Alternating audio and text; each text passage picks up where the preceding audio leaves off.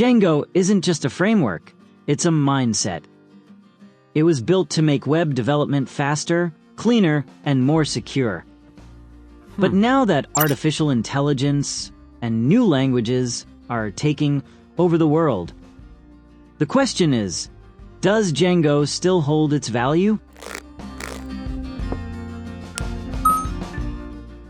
Django was created in 2005 by two newspaper developers, whose goal was to build fast and scalable news websites.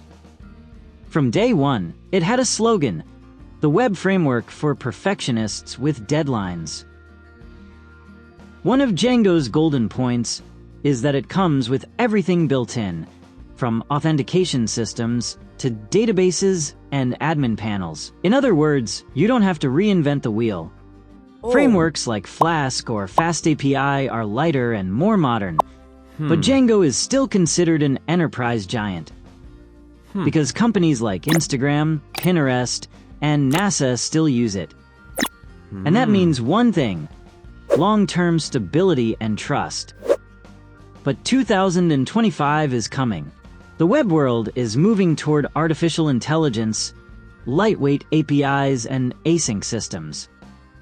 Here, Django is a step behind, but not obsolete. Its newer versions are seriously adding support for async and improved performance.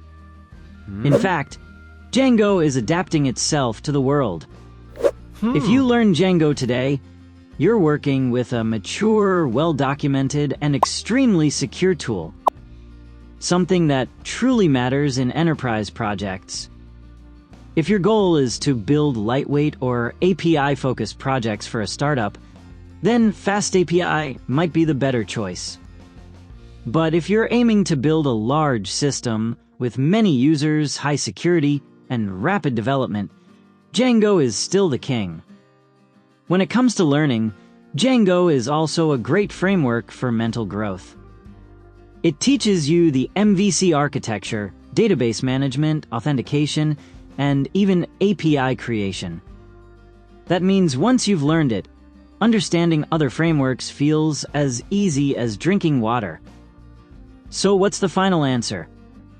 If you're after money, job stability, and a deep understanding of web development, yes, Django is still worth learning after 2025. But if you're chasing trends and fast-moving AI projects, you might want to find a balance between Django and FastAPI.